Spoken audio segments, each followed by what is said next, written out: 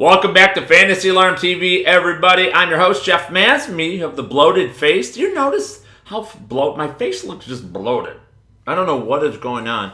But nevertheless, I'm going to give you a training camp report here. Talk about some of the news around the NFL. Of course, Thursday, we got a bunch of games going on. Finally, a full slate of NFL action this weekend. Preseason, but we'll take what we can get from around the NFL. One thing I want to address is this. There were some comments made yesterday. Jim Caldwell, head coach of the Detroit Lions, it came out and said he was asked point blank how he thought that the 2-point conversion was going to affect the NFL and the league, and the point after attempts, of course, moving it back from the 1.5 yard line to now the 15 yard line, making it a 33-yard point after try.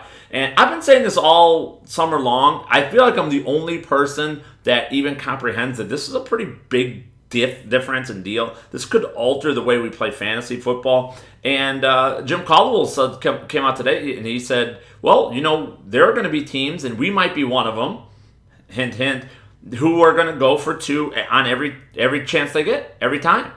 What that means is not necessarily they're going to go for two every time, but it becomes the default go-to. Instead of just lining up and kicking the extra point, they're going to line up and go for two. I'm convinced Chip Kelly's going to do this. He did it at Oregon. I wouldn't doubt if he did this here in Philadelphia. It tells me that's why they brought in a guy like Tim Tebow. And if this happens, the way the landscape's going to change in fantasy, we're going to come to the decision where we might have to roster and even start some of these players who just pound in 2-point conversions. You get 2-point conversions in a given day, and that becomes a viable option to start every week. Tim Tebow comes to mind. If we're running every time the Eagles score a touchdown, Tim Tebow's either running or passing it in. That's worth a roster spot right there. It might be worth the start during the bye weeks. We shall see. Other players this might affect. I think Johnny Manziel. I think Mike Tolbert. The bigger, stronger running backs like that. You got even a guy like J.J. Watt. Sounds nuts, right? Sounds nuts. But J.J. Watt might legitimately be part of the goal line 2-point conversion package in Houston.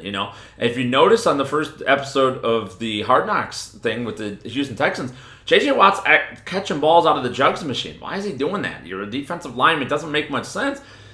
Although if he plays more offense this year, which very well might, he might be a legitimate guy, which obviously IDP leagues, it shoots him up even that much further in the rankings. So this is something we need to watch for. We need to look out for this preseason. I'll be anxious to see about that. Some other news from around the league. Got to tell you, I've been moving up the rankings. Stevie Johnson. Every time I do my wide receiver rankings, Stevie Johnson, now of the San Diego Chargers, he's moving up, up, up. This is a guy who's had 80-plus reception years. He's had 3 consecutive 1,000 yards receiving years in Buffalo, of all places. Kind of forgotten about last couple of years, but he's with San Diego now. He's got a great opportunity, and Phillip Rivers absolutely loves him.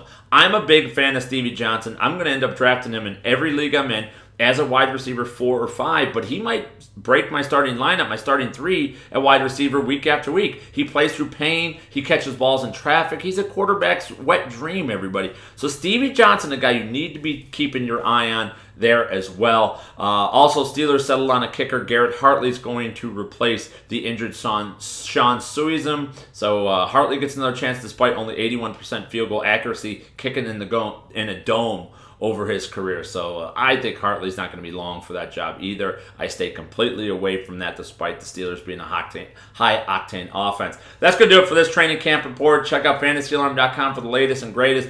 Get the 2015 Draft Guide, 30 strategies for winning fantasy footballs there. FantasyAlarm.com/winning. For Fantasy Alarm TV, this has been Jeff Mans.